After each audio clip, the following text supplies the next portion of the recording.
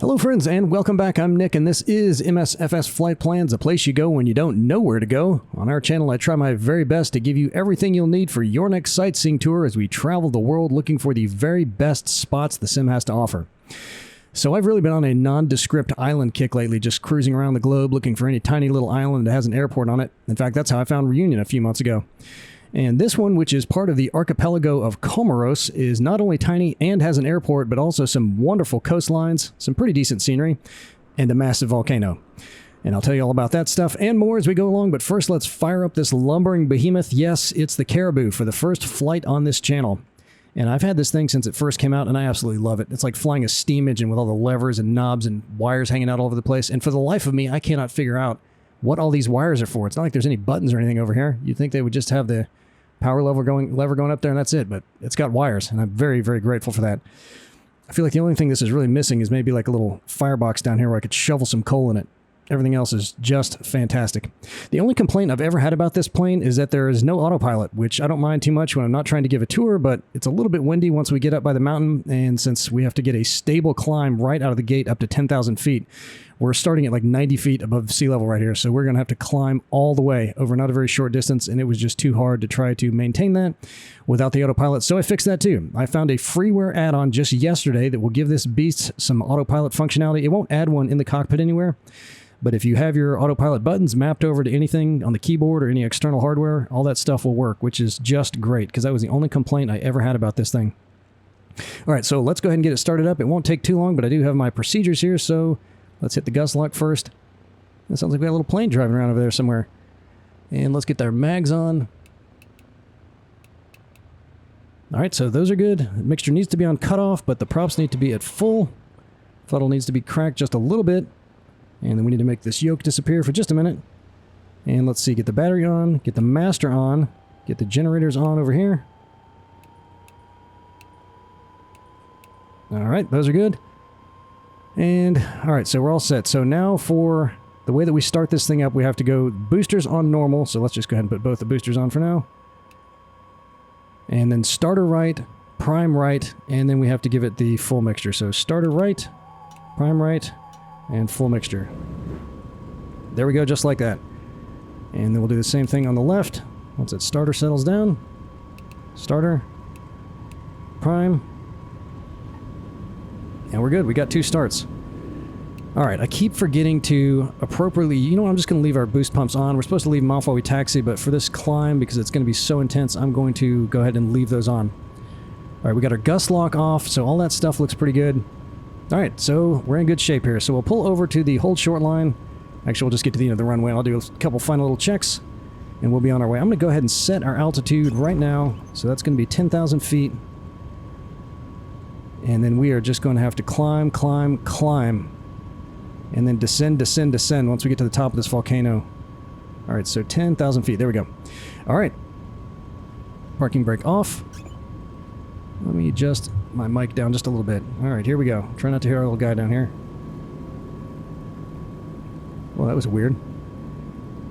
And I have my graphics cranked through the roof. I have some static planes, which is a very rare treat on this channel. Although I'm kind of thinking maybe I shouldn't have done that now because we're getting a little flashing there. All the ships are turned on. Terrain level of detail at 250. Object level of detail 200.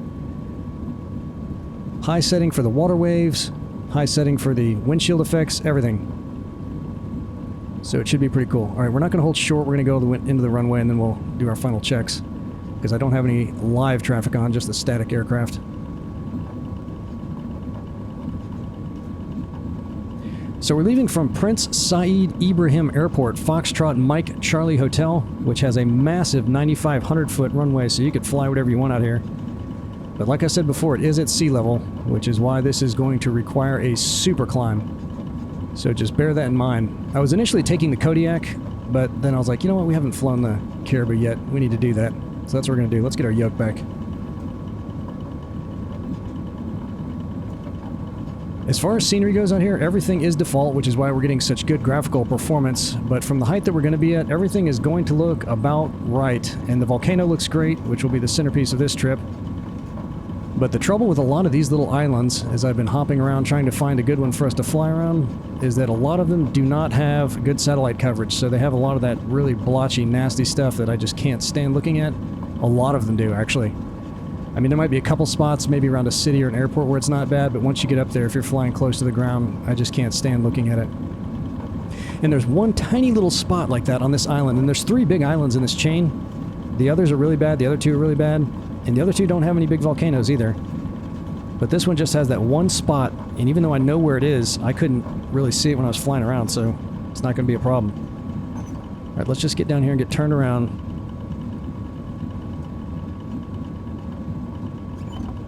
And man, you have to fully give it left rudder and stomp on the brake to get this thing to turn tight enough, and then give it some throttle to get it to keep itself going.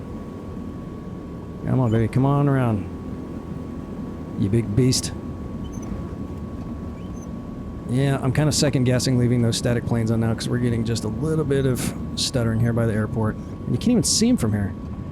Alright, well, hopefully we won't keep doing that once we get away from the airport. Okay, so some final checks here. So we have to set our navigation here to, both of these need to be on GPS or the autopilot won't work, so let's switch that one to GPS. And let's just make sure that this thing's working down here. I gotta take a look down at this panel. Alright, that's good. Let's get our transponder set to out mode. Come on, go on up there. Alright, so that should all be good. Boy, that wind sounds like it's really whipping. Oh, we have a 2-knot headwind. It's not that bad. It sounds like it's worse than that. Okay, those are good. We got our altitude set our barometer, 1 notch of flaps, landing lights on, and we got our booster set to normal. Alright, so I think we're in good shape with everything. If you guys are ready, let's go ahead and do it. Brakes off.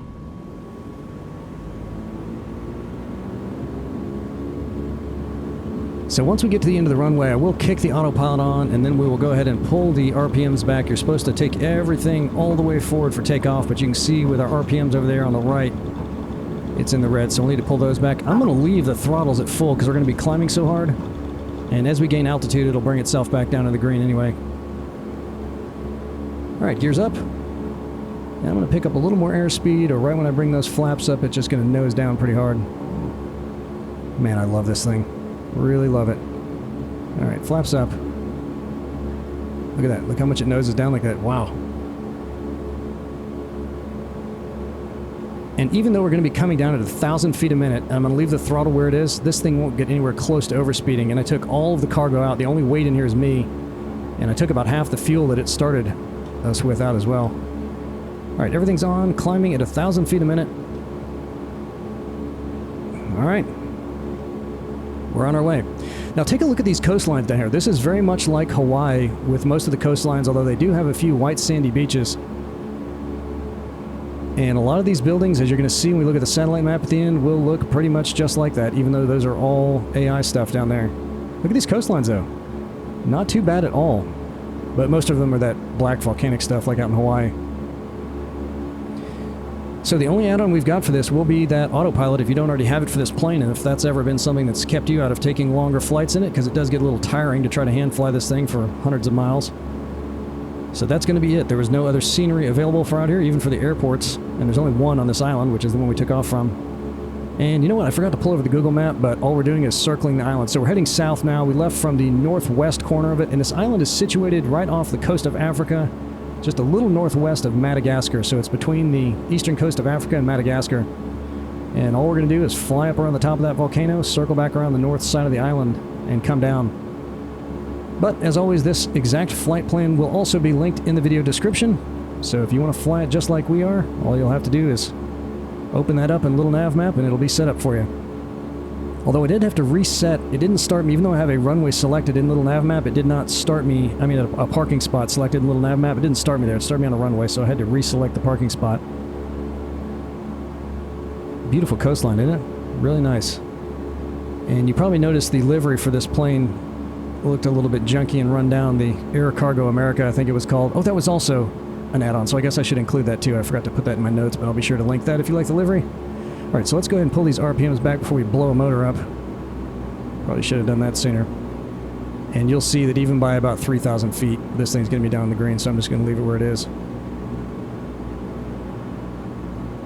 And the link for our Discord server will also be in there. Man, I have had some great conversations with folks already in there. I think I may have found a fix for the situation going on out in Lisbon, Portugal. Been getting some tips and pointers about flying. Just fantastic. So be sure to check that out and join us.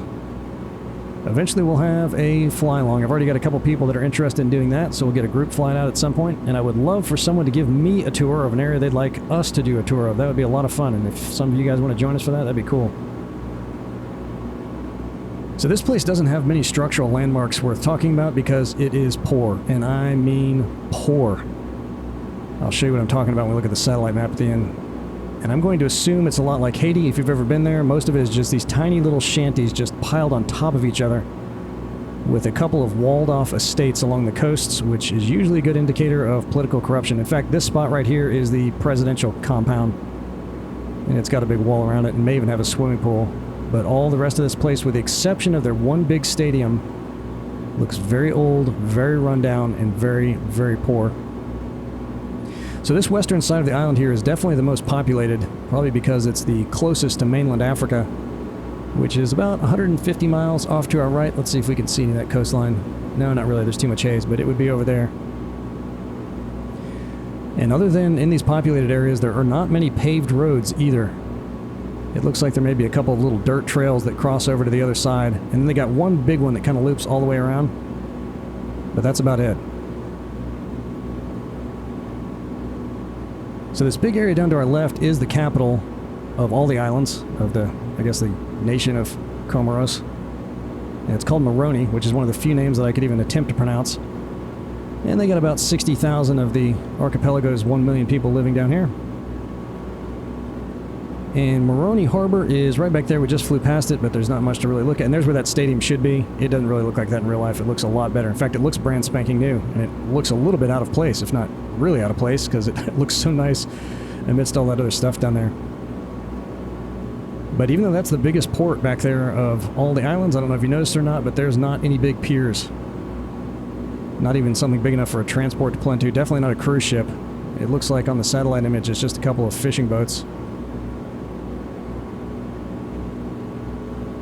From up here, it doesn't look too bad. And it's funny, because even on the satellite map, you'll see mostly really dusty-looking buildings, and I'll tell you why they look dusty. And there's always like one or two houses in each neighborhood that have a red or blue roof on them, which might also be a sign of the corruption going on out here. If they have like neighborhood leaders that are on the take with somebody, because everything else looks like it's completely in ruins. So there's an old volcanic crater right here called Giovanni Iconi, or Iconi maybe, and it actually looks much cooler in real life than it does in the sim for some reason. And the only thing that I could find out about that was from another travel blog, and they said there's some kind of little cable car either running up the side of it or across it, but I couldn't see anything either in the sim or from the aerial shot, so I'm not sure where exactly that is. But this side along the ocean over here has been eroded really badly, and it's like a straight drop-off. And you'll see once we come back around here, we'll get a look at it. Oh, you know what? That's a second crater. The one with the drop-off is over here. It's back behind us. Here it is right here. See that?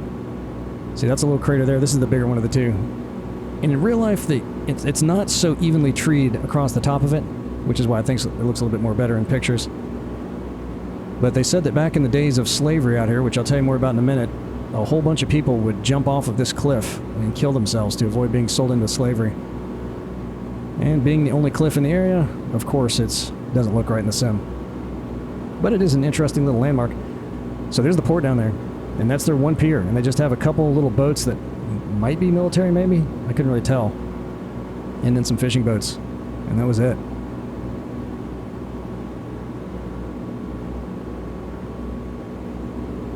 Beautiful, isn't it? Look at that. Yeah, it's no problem that this is all AI stuff down here. Autogen stuff looks totally normal. And that's really what it looks like. So no complaints at all. And you'll see once we come around the other side, very, very colorful ground over here. Reds and greens and whites. And that's also true to life. So let's get to this volcano. It's called Mount Carthala.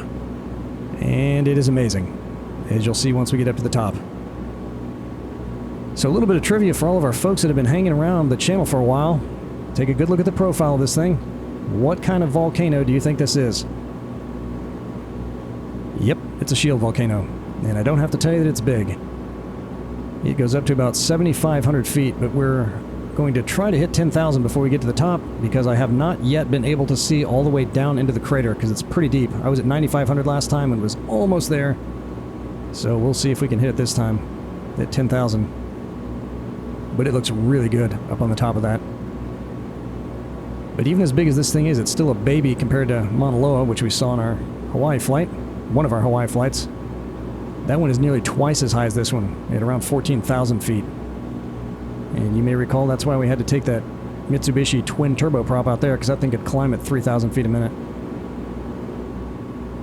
And they say this is also considered extremely active, erupting at least 20 times in the last 200 years, or on average once every 11 years, although it hasn't been really anywhere close to every 11 years. And it hasn't been all that destructive. The most fatalities on record were from 1903.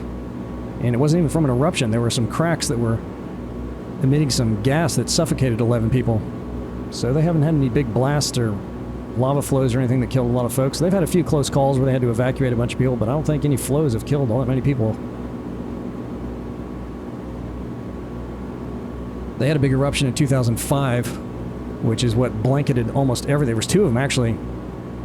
And it blew a bunch of ash all over the whole island. And when we see the satellite images at the end, you'd think it would have happened yesterday, because most of the houses look like they're still completely covered in ash. But when one of those two in 2005 happened, it blew away a big lake they used to have up in the top of the caldera here. And now it's just dry, maybe a little muddy looking if you look right down on the top of it. And this caldera is also gigantic, about 2 miles in diameter at its widest spot. Alright, how's everything tracking here? So far, so good. We can probably turn our landing lights off. Let's pull our mixture back. There we go. That helps. Yeah, we're at 9,000 feet. I should have done that earlier. That helps a lot. Well, it's still climbing just fine on its own. You know, we probably need to... We're at 75 knots, which this thing can climb at, but I don't want to stall. And we're almost there, so we'll drop it down to a climb rate of 600 feet a minute. But 2 miles across this thing is. About 2 miles by 1 mile. Which is pretty big for a volcano that hasn't blown itself to pieces. If you saw our Crater Lake flight and a couple of those huge ones in Indonesia, significantly larger than this, but those were left over from a mountain that just blew its top completely off. And this one is actually the largest crater of any active volcano in the world. Alright, I think we might be... We got another 500 feet to go, and I'm hoping we're going to be close enough to see down into this thing now. We'll see. So the widest part of it extends from this way, going this way, and then the narrower side is across this way here. How are we doing? 500 more feet to go. And pretty much within minutes of us hitting 10,000, we're going to have to start coming back down, and we're not going to make it down in time for our airport. Man, do I need to pull the mixture back some more? No, it sounds like it's running okay. But we'll go ahead and cut the boost pumps off now, since we're about to level out, and then we'll kick those back on for landing. Come on down. Oh my gosh, come on. There we go. Alright, let's see what we got here. Oh, I still don't think we're going to be able to see in the bottom of it. But look how good that looks. Fantastic. And you know what? I didn't adjust the sun enough to see if that's a perma-shadow there, or if that's... It looks like it's in about the right spot. But it could be one of those photographic shadows that I read in the last SEM update. They were going to try to fix those wherever they could find them, so that when you move the sun, it didn't look like a big black spot where the sun should be shining. Oh my gosh, you can just almost see down on the bottom. We can't quite get all the way down there. Dang it. That's my favorite part, seeing if we can see down on the bottom of the spew hole. And wait till you see this view once we turn around, looking out over the rest of the island here.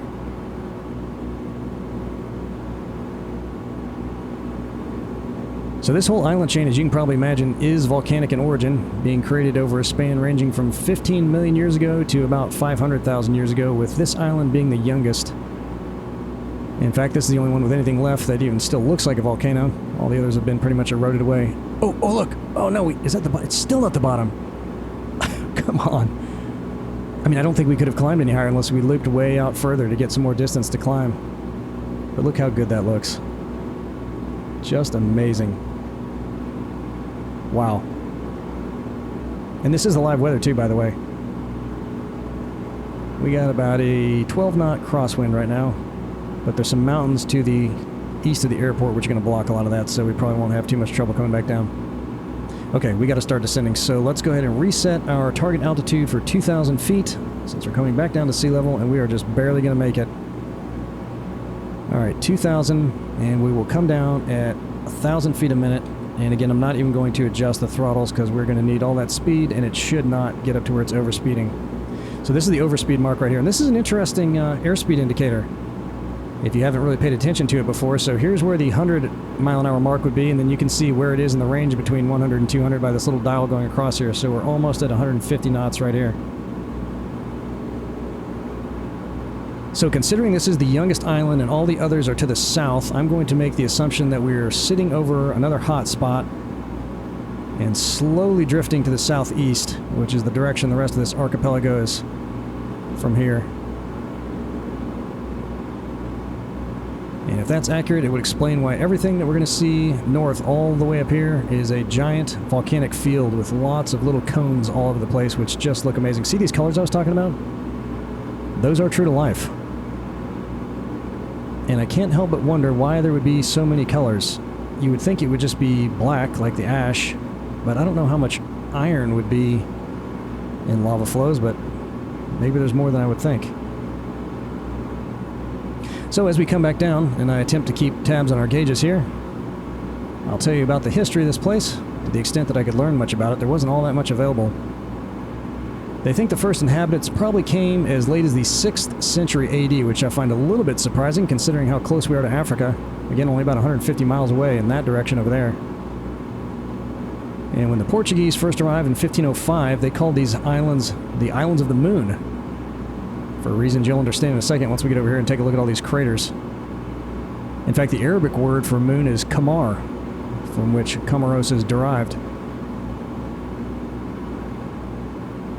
And despite having been discovered by Portugal, they were just the first Europeans to get down here. This place had already been inhabited long enough for a fairly diverse ethnic culture to form as people were coming from Madagascar and over from Africa, leading to the creation of royal clans who ruled different parts of the island when the Portuguese got here. By the middle of the 18th century, through a series of shrewd and cunning negotiations with the local leaders, France had moved in and taken control of the islands. But even before the French arrived, in fact, as long as the history of the island goes back, slavery was a big deal out here. And it appears to have started with the Arab slave trade. And once the French got here, they started using the islands as a stopover point from Africa to the hub down in Reunion, which we also toured recently, and I mentioned earlier. One of our best flights ever, in my opinion, by the way. So if you haven't seen that flight yet, you've got to check that one out. Look at all these craters down here. I mean, everything is along the coast. There's really nothing. There's a little pocket right there, but not much habitation here in the city. You're going to see up amongst the craters even, there's some farming going on out here, but not a whole lot. Pretty much everything is down along the coastal fringe.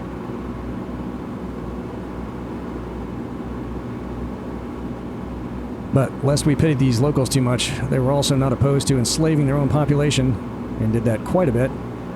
And once the plantations got fired up out here, they also imported quite a few people to keep up with the workload.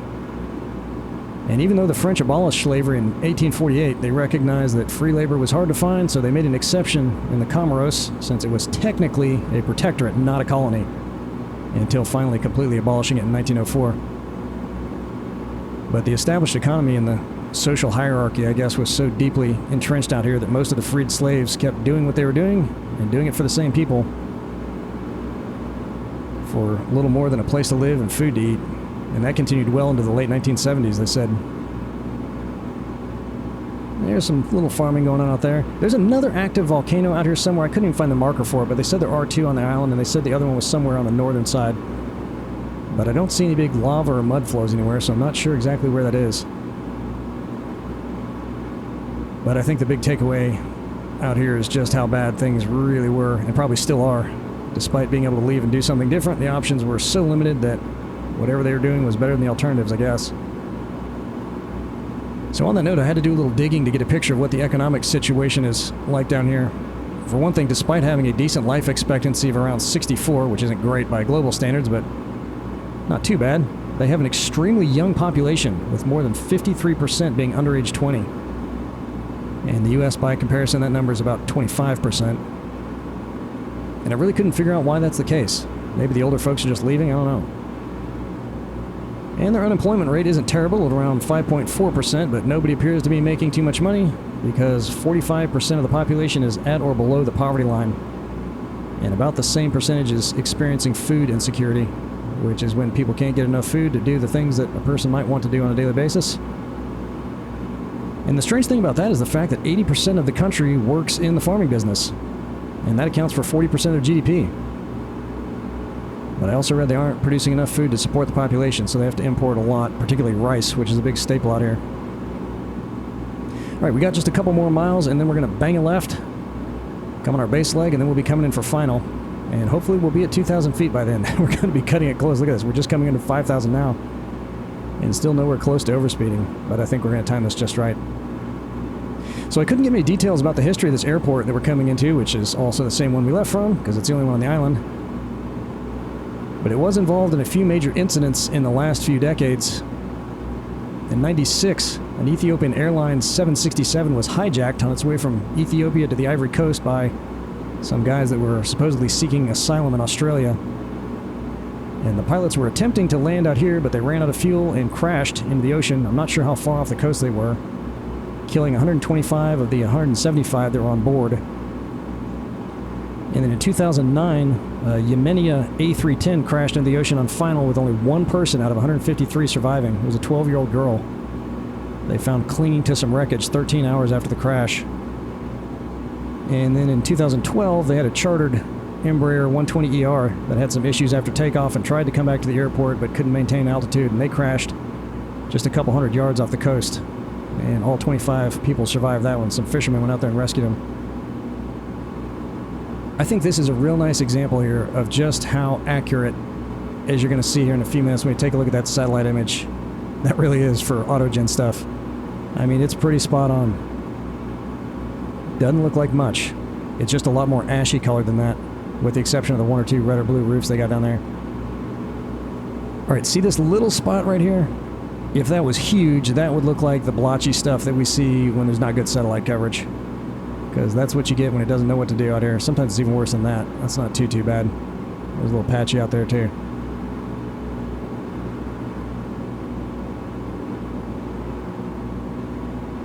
So there is a gigantic meteorite impact crater in Brazil that I was trying to fly over, but there are no airports real close to it, and I don't want to take like a jet because there's no paved runways anywhere either. So that one's in the hopper. I'm trying to decide if we want to... We're going to do it because I love meteorite impact craters, and it's a big one, and it's in a big rainforest, which is really, really cool. I just need to figure out what we're going to fly for that one. I'm struggling with that. I did check out, for a member that recommended that place off the coast of Spain. I'm having trouble getting the graphics to look real good out there, so I'm not sure we're going to wind up doing that one or not. It looks like a neat place, and there's big castles and stuff out there, but the graphics aren't phenomenal, and the add-ons, at least for me, aren't working properly, so we'll see about that one. And of course, if you guys have any recommendations, I'm always all ears. And we do have our competition, our quarterly competition. As soon as someone submits a complete flight plan, we'll vote on that as a community, and whoever submits the best one of the quarter will get a gift card to the sim vendor of your choice. But we just need someone to submit a flight plan first. And don't worry about it not getting accepted. Don't worry about it if it's not great. It's just cool to have other people checking the world out and submitting stuff like that. Look at all that stuff down there. That is just what it looks like too. Unbelievable. Alright, we're at 2,000 now, so let's start slowing way down here. Way down. Bring that throttle back. Let's get our boost pumps back on. The landing lights on. And there's our airport dead ahead.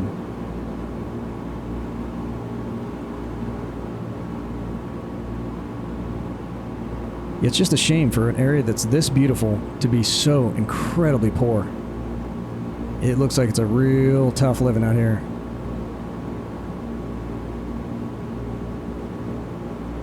Alright, so once I get the gears out, it's going to start trying to keep us trimmed up a lot, which is going to make us nose up, so I might just kick the autopilot off once we do that. But we got a little ways to go here. So we'll just enjoy the scenery. But look how beautiful that is. Really just incredible. And it's such a shame that the rest of the islands, well, I probably wouldn't have flown them anyway because I didn't have any volcanoes, but they were just a total mess with the lack of satellite coverage. Alright, so let's do gears out, autopilot off, and we'll start pitching her down a little bit here. And if you haven't flown this thing before, for a plane this big, it can almost stop on a dime. You can really just crawl into the airport. All right, how's our crosswind looking? Oh, it's only 3 knots. That's great. When I was flying out here yesterday with the live weather on, it was a 15-knot crosswind, which was a little bit of a challenge. And I'm guessing it was those static planes that were causing that stuttering by the airport, because we haven't had 1 ounce of that since we got away from there. So hopefully we won't have to encounter that again, but I'm guessing that we probably will. All right, let's get 1 notch of flaps out. And cut that throttle back. And full props, full mixture. Keep trimming down. Boy, she wants to stay in the air, doesn't she? Alright, so the next notch will be at 95 knots, so we still got a little bit ways to go. Nope, we're at... Now look at that, the needle's right on 100, but it's saying we're at 90 on that little dial in front of it, so I'm going to go ahead and throw the next notch out. And then 85 and 80 for full flaps.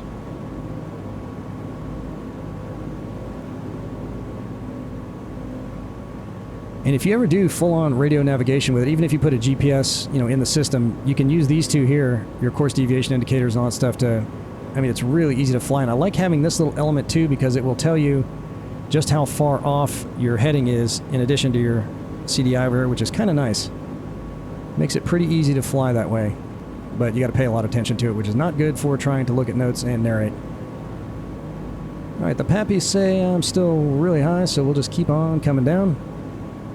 I need to drop some more speed, too. Yep, look at that. We're getting that stuttering. Dadgummit. Well, lesson learned about the static aircraft. Man, slow down, plane. Let's trim up a little bit. I don't want to trim up because we need to lose some altitude. Maybe I'll do a little slip here. I think we'll be alright. You can see where the taxiway is down there. It's about 3/4 of the way down, so we don't really need to hit it right at the markers there. But it's just not losing any airspeed. And I got to get it a little bit slower. Alright, another notch. Boy, guys, I don't feel like I'm 4 lights high, do you? Does it look like that to you? Oh, there we go. Now it's starting to come down. And 1 more notch of flaps. And now we need a little bit more throttle. Boy, this thing is really finicky. Getting that airspeed right.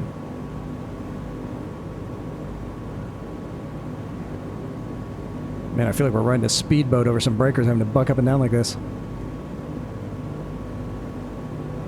Look at this. For a plane this big to be able to get this slow, awesome. Yeah, boy, if we were too much lower, we'd clip those trees. I'm not believing you, pappies.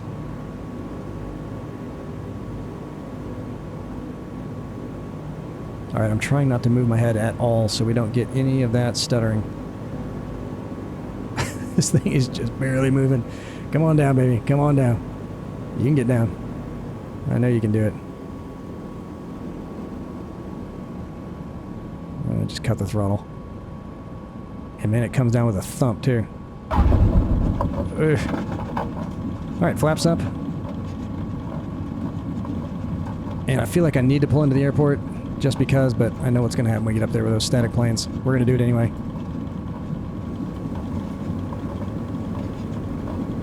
Alright, landing lights off, so we don't blind our little parking guys down there.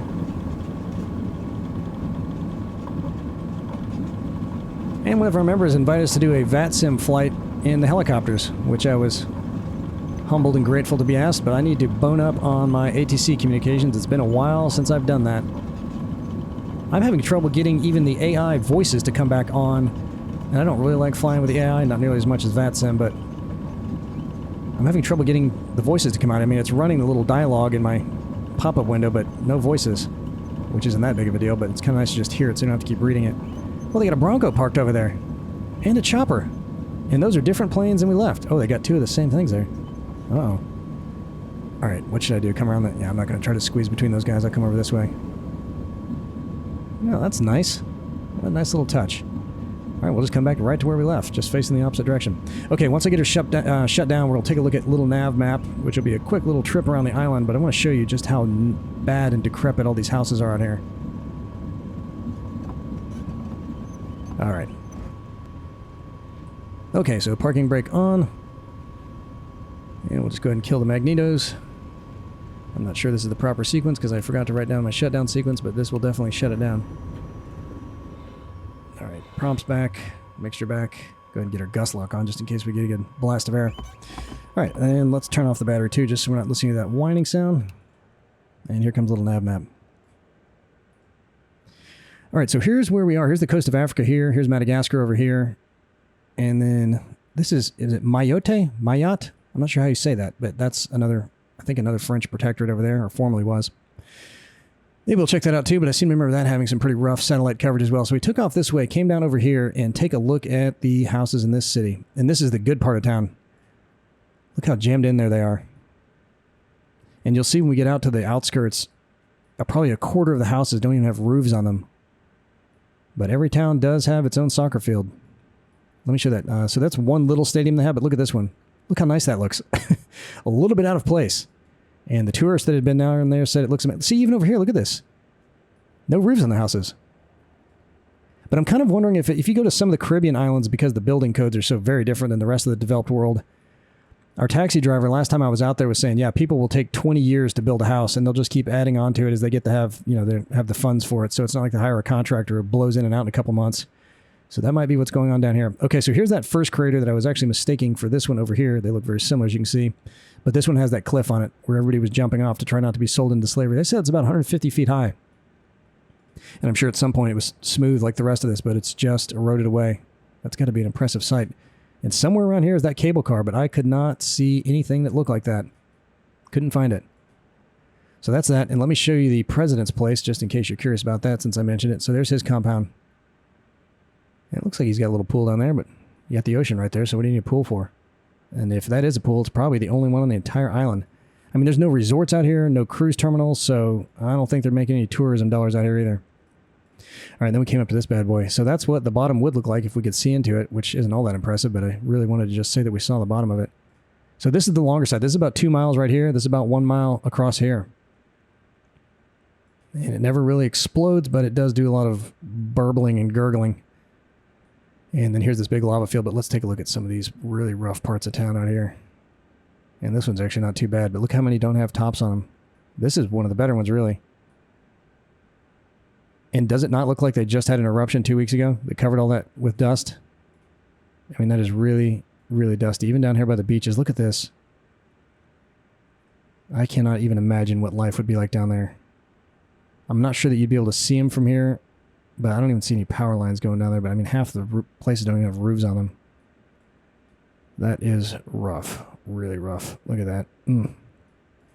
Yeah, but no, they have a couple little beaches, no big hotels, no big anything except that stadium. So then we just came around the top and came in for our landing. So that was a nice little short hop, guys. I hope you liked that. I figured it was a little diamond in the rough, something I never would have gone to before if I wasn't looking for little airports that had, well, volcanoes, of course, on little islands. So that's great. So what's going to come next? Again, probably going to be a surprise. I'm still flying around all kinds of different places. There's so many of those cities out there that have gotten city updates, and all of them look really, really good. I still want to go check out Austin, but we may do some flights around Germany. I've been wanting to get out there, so unless one of you guys tells me, hey, you got to check this out first, that's probably where we'll wind up heading. Had an absolute blast as always. Learned all kinds of amazing things, and I cannot wait to see you guys again in the skies. Later.